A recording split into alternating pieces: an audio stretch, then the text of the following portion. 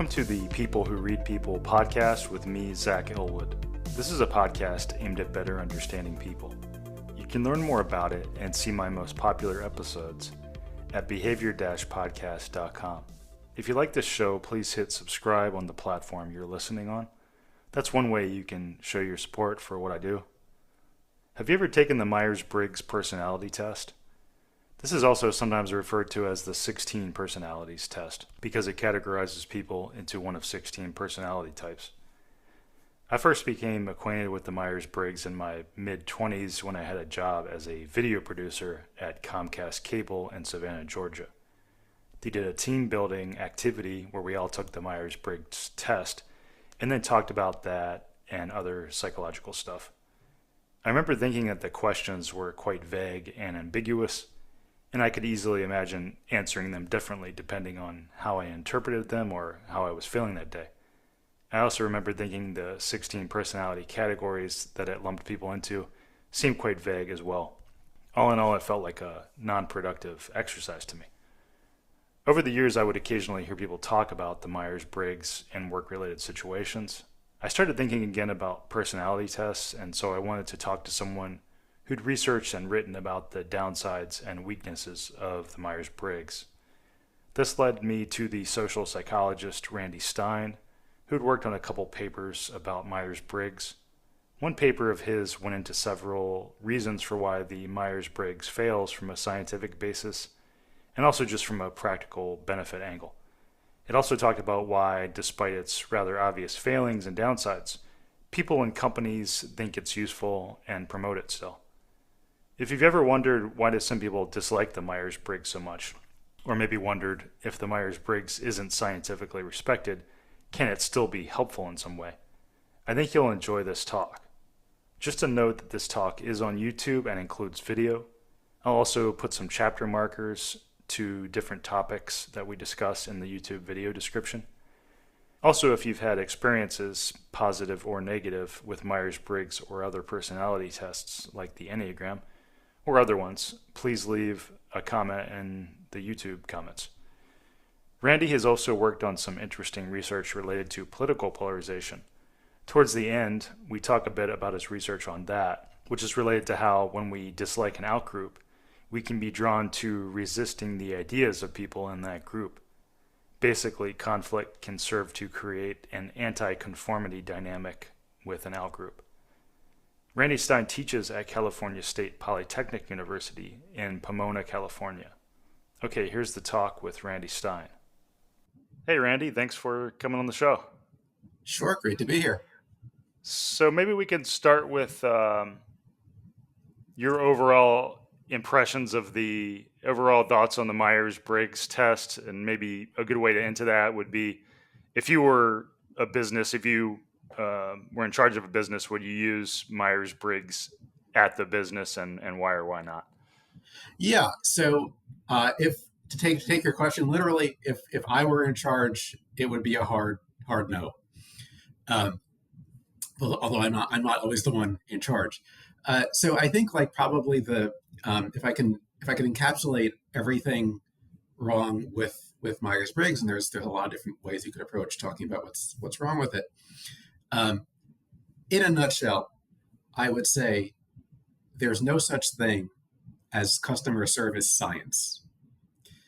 And by that I mean Myers-Briggs is at the very least science presenting, right? They have this thing that appears to be like a scientific personality test.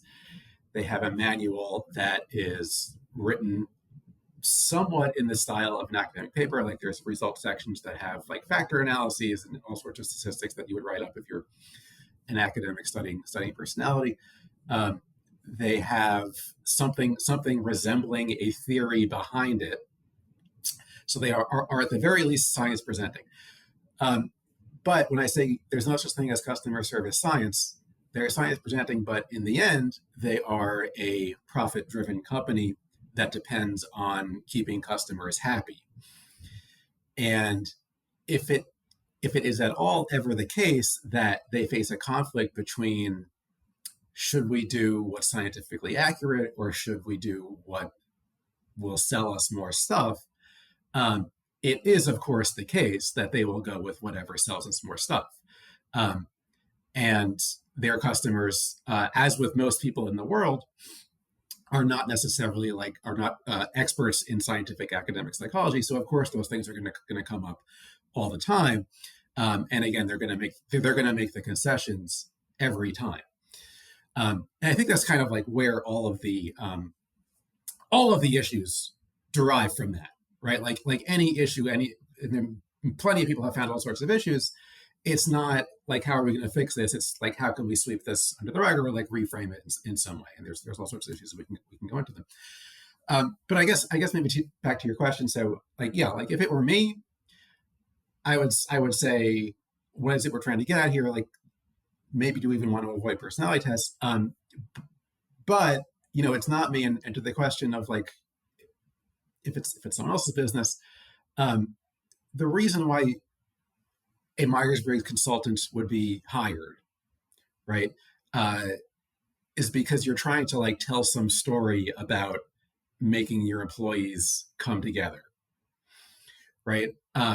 Kind of, and we could talk about like management consulting, but it's often implicit like that they're there for symbolism.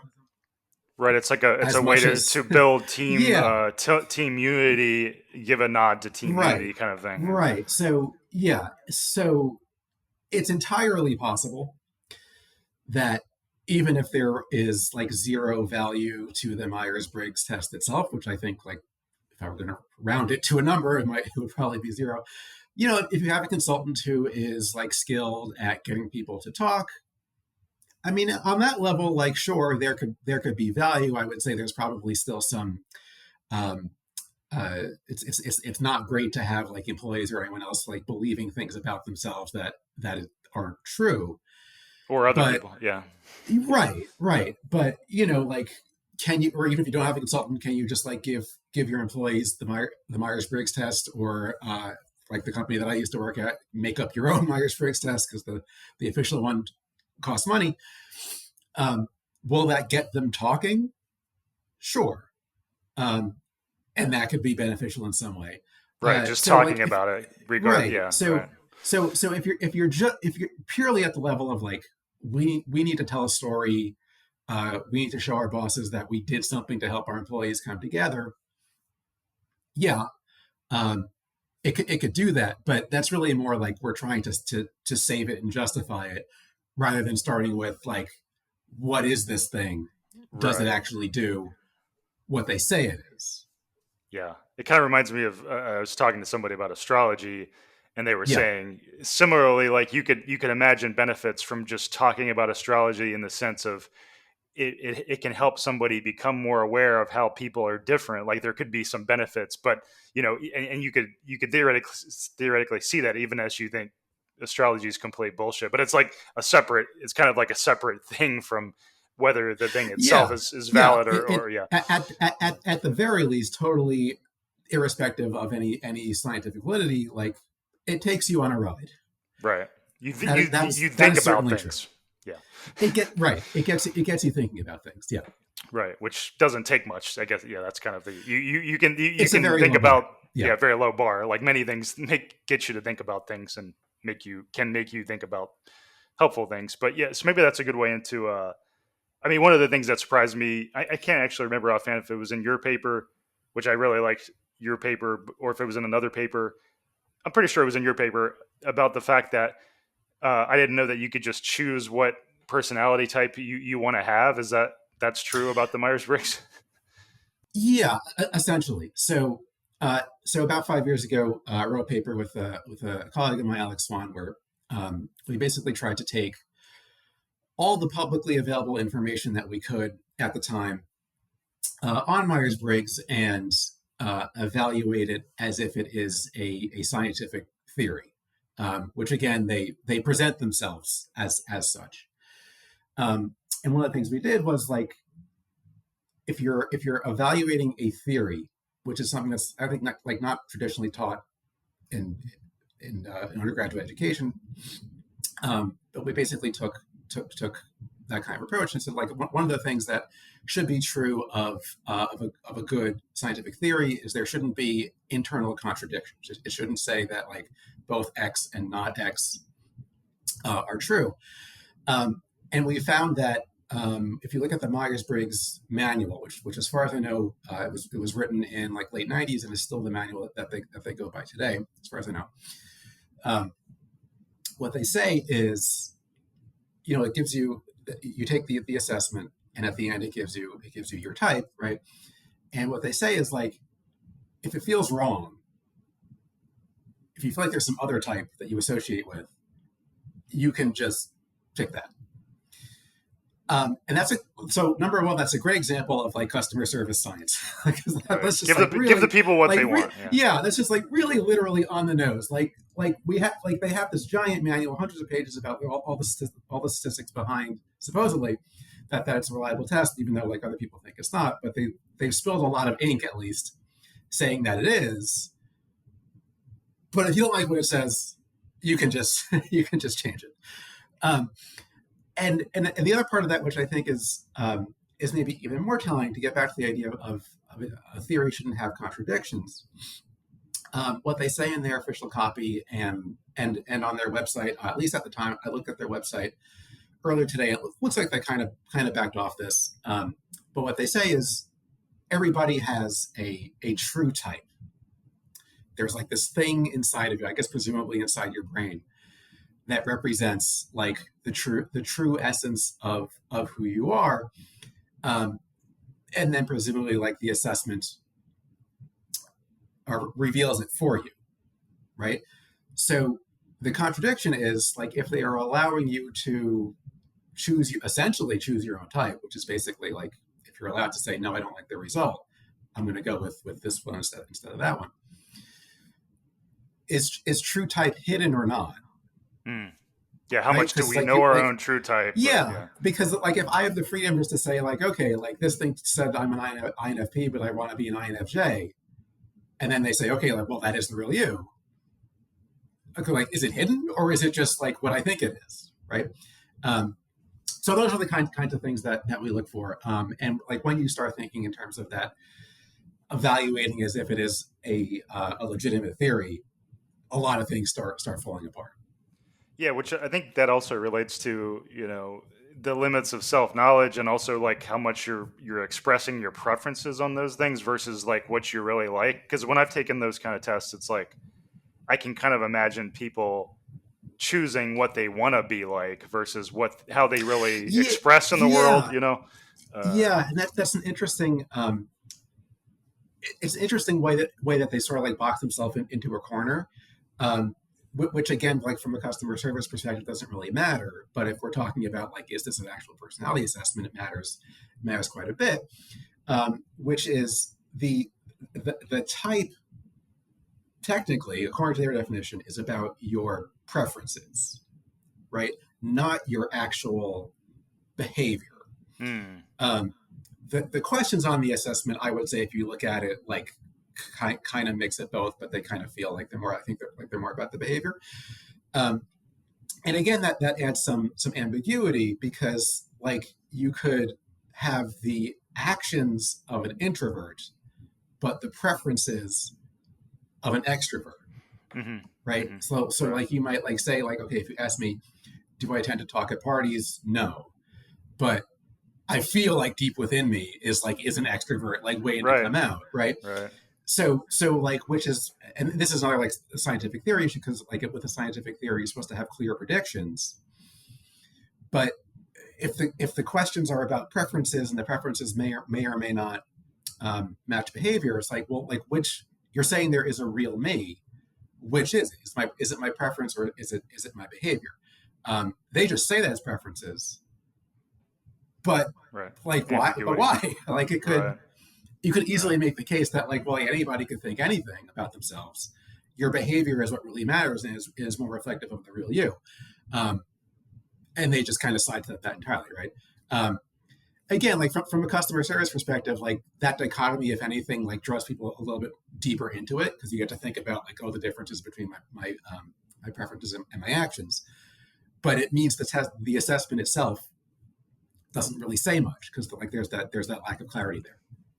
Then I've also read criticisms of these kinds of things that use like firm boxes or boundaries versus a more Yeah. spectrumy approach where it's like you could have somebody that's theoretically like right around that line and they're very similar, but for one reason or another now they're in like completely different boxes, which is I thought that was a pretty good criticism. Yeah. Yeah. So, and then, like this is a very classic one. And again, this is might be my favorite issue of how they just kind of like not ignored it, but like sidestepped it and just sort of pulled the rug over it.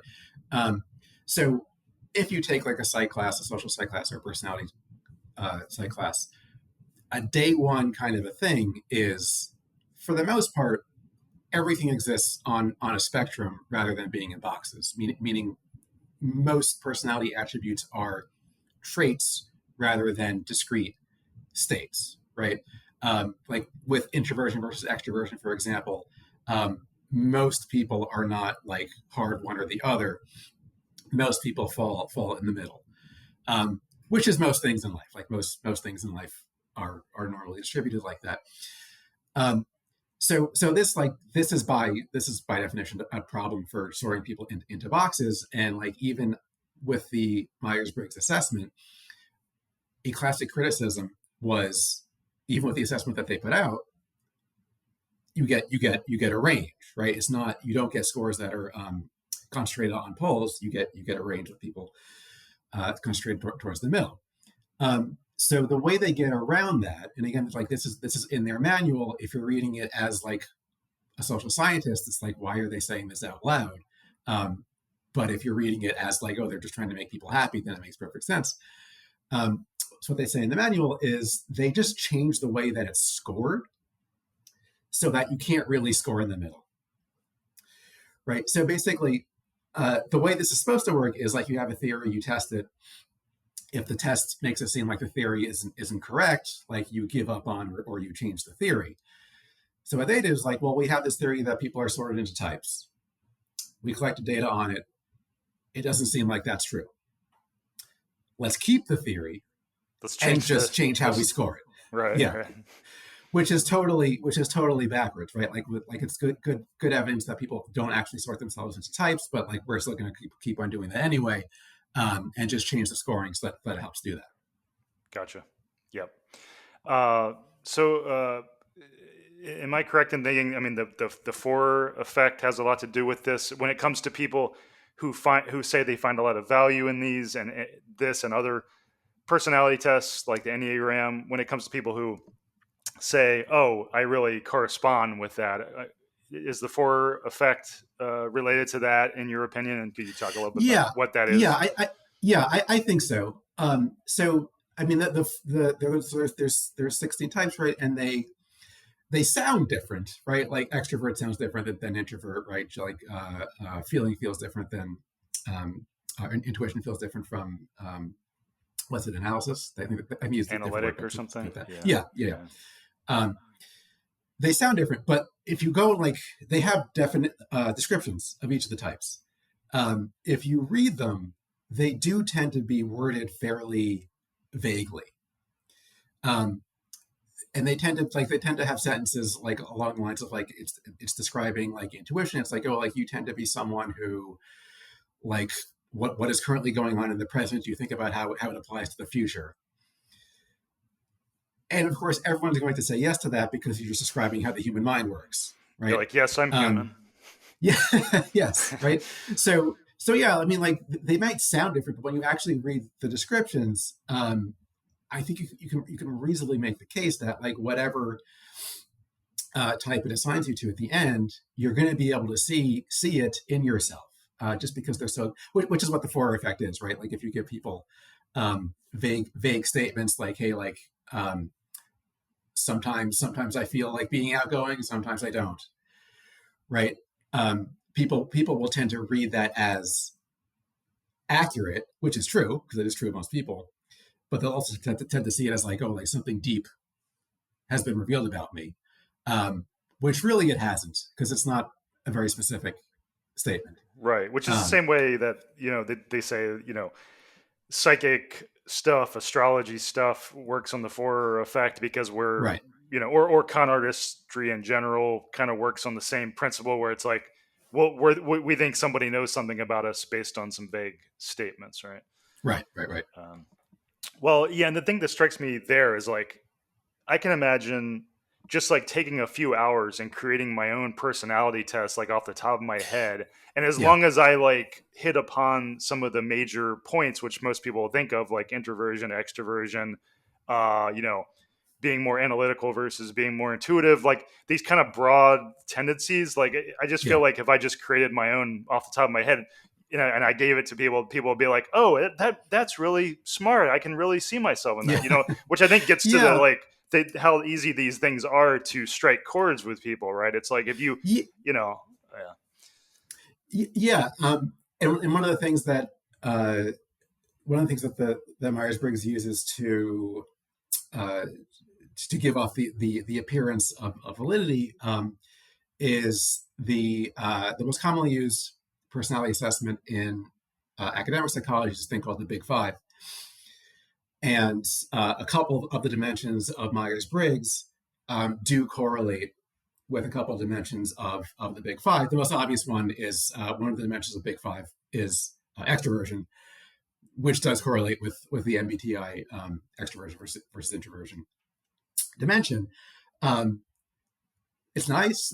It's nice that they do that. But kind of to your point, I feel like most people, like given a basic definition of extroversion versus introversion, which I think most of us have, could come up with something that would correlate with like one of the official right. measures of the Big Five.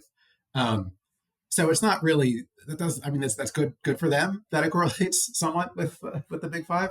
Um, Right. But it doesn't but mean much. Yeah, that's it like does. Yeah, it it's a doesn't mean pretty much. low And like, bar because most yeah, people would think of those basic aspects too. Like yeah. if you were It's almost a bit of a self own because you're saying like we're legitimizing ourselves by saying we correlate with the Big Five a bit. So just use that, right? Especially given right, like you can take that for free. Myers Briggs. I guess there's all sorts of like bootleg versions, but the official one costs I think like $60 for an individual to take. Um, why bother going through that when there's better options for free? uh, yeah. Another thing that you've worked on is the idea that when you tell people something kind of complex and difficult to understand, that they're more likely to think it was meaningful. Can you talk a little bit about that? Yeah. So this was kind of like an offshoot of our work on the Myers Briggs, but so about this must have been 7-8 years ago. There's the BuzzFeed YouTube channel posted a video where some of their employees took the Myers Briggs test, and what I thought was really interesting about that is one of the guys in the video who for the BuzzFeed fans, it was the guy who went on to be Eugene in the Try Guys. If you know the Try Guys, I mean his name is Eugene, so he was Eugene throughout the whole thing, but he was later one of the Try Guys. So they're taking the Myers Briggs assessment, and Eugene says at one point, I'm surprising myself with my answers to these questions, as if to say like, and this makes me really interested to see my result, right? Like I'm feeling myself going through thinking about myself as I'm answering these questions, so I'm interested in the result. And I thought it was kind of interesting because he was picking up. So if you look at the Myers Briggs assessment questions, if you know a bit about designing these kind of scales, they're actually not all that great. Some of them are actually like pretty confusing. They ask you to choose between like words that aren't really opposites, and you could choose one or the other. Difficulty in these kind of difficult questions in these kind of assessments is actually bad. You don't want people wondering what Yeah, you're because trying to that's say. more room for ambiguity and It's more room for misinterpretations, ambiguity, or right? Which right, like you want yeah, people interpreting things about the same way, right? The Big Five items tend to be much more straightforward. It's just like, hey, like, do you I seldom feel blue. Like I insult people. I don't talk a lot. They're much more straightforward.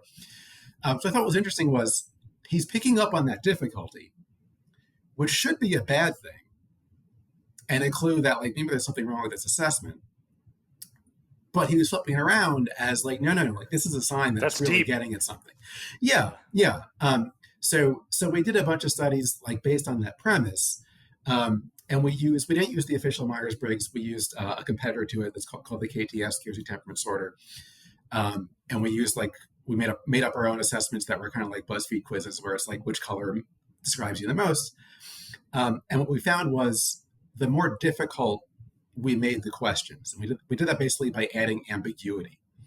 So like a low ambiguity question is, what color car do you prefer, green or blue? A high ambiguity question, which actually we took from a BuzzFeed quiz, was which color between green and blue best describes Tuesday? Right. It's almost like a Zen koan approach to, like the more koan-y it is, the more deep it might seem to be. I think like the intuition is the more unrelated to personality the question seems, the better it must be.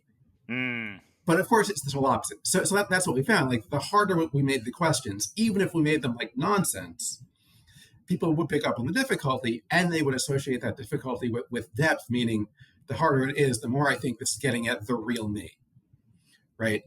Which again, like if you know how to design these things, is the total opposite. The more ambiguous it is, the more noise that you're getting. Right.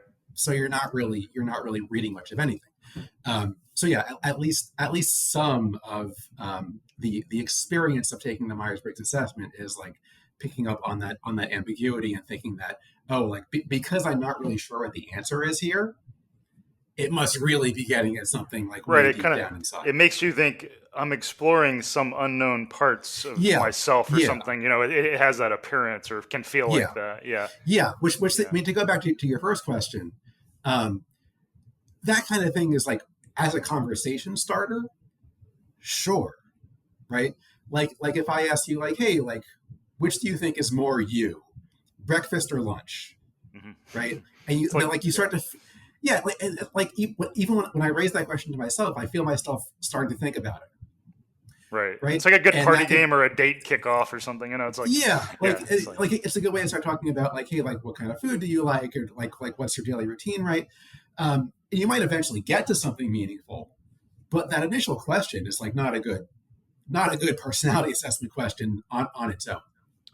Well, that's what strikes me about these things too. When I've taken this and similar, and just in surveys in general, I see so many like badly designed questions where I see so much room for ambiguity and different interpretations, and I'm like, that's always what strikes me as somebody who's a writer and interested in that. Yeah. I just always see so much room for ambiguity, and I'm like, I could totally imagine interpreting this question in a totally different way, which gets to your point about like ambiguity which and such things is it's never design these kind of things all the time, do experiments all the time. Like it's hard to write a question that has no ambiguity. Even impossible. But you can get less or more. But to lean into it, is not what you want to be doing. Right. Maybe let's talk about the downsides of this, because I think a lot of people are like, well, if it helps you have better conversations, if it helps you, have those conversations and think about things more, it can be valuable. But I think to me, the major downside I see is thinking in terms of labels, whether it's labels of ourselves or labels of other people. I just see so much harm in like labeling ourselves or labeling other people, as opposed to like trying to analyze what the context is and giving people and yourself room for getting outside these boundaries that we assign. And that to me is what bugs me about these kinds of tests, because I don't think of myself in terms of labels. I don't think of other people in terms of labels. It's like people can change in major ways and such. So do you have things to add to that, and what bugs you the most? So the labeling is a problem for a couple reasons. One, like kind of as we discussed, like if you are artificially putting people into boxes when really everything is on a spectrum, the label might just be wrong, period. But also there's this illusion of explanation. And by that I mean, in personality psychology, there's kind of this long-standing debate over, is personality causal, right? If I call you an introvert, have I said something about what causes your behavior, or have I just described it? Right? Like, so like, are you quiet at parties because you're an introvert? Or when I call you an introvert, am I just describing Right. that you tend to be quiet at parties, right? And that and that Um, and that and that introversion could be caused by many different factors underneath, but right. present in similar And ways. Yeah. yeah, and there's a great example that a person as a psychologist came up with is like when we say like a car is reliable, when we talk about the reliability of a car, right? So that means like a few things. It means like it tends to turn on, right? The brakes work, right? Like the gas pedal works, right? But there is no like one thing in the car where we say there's the reliability, right? So like reliability is an end description. It's not a causal force, right? And a personality, like it could be the same thing, right? So we might have this illusion that, oh, like when I'm calling someone um, extroverted or open-minded or whatever else, like I've explained who they are. But no, I've just like I've condensed it into a single word, which is useful maybe, but I haven't necessarily explained anything. Mm-hmm. Mm-hmm. Yeah. Then there's the aspect of, say you label yourself as an introvert, and then you're more likely to, some people will use that as an excuse to Right, not push the boundaries of what they're capable of, and they'll be like, well, that's right, right, just right. who I am. It can be a crutch for certain types of, of Exactly. those Yeah. of those labels that we give to ourselves, and that's what strikes me about some of these things, where it's like, well, I just won't try to do those things because I know that I'm like this, where it's like, maybe you're not like that and you're bounding yourself in. Or and also Yeah. the way I've seen people talk about it used in the workplace and such, where it's like, I'm going to approach them for these reasons, where it's like, maybe you're not giving them enough credit. Maybe you should just think about like how you would feel in their shoes, or what it can be a little limiting in terms of thinking about full complexity of people, I feel like. Yeah. And I think if you're like if you take like what the Myers Briggs manual says like super literally, like it's hard to escape that conclusion, right? Like it's revealed the real you. So how much can you really fight it? And they say you, correct me if I'm wrong, but do they say you basically don't change, or do they say you can change the Myers Briggs? I yeah,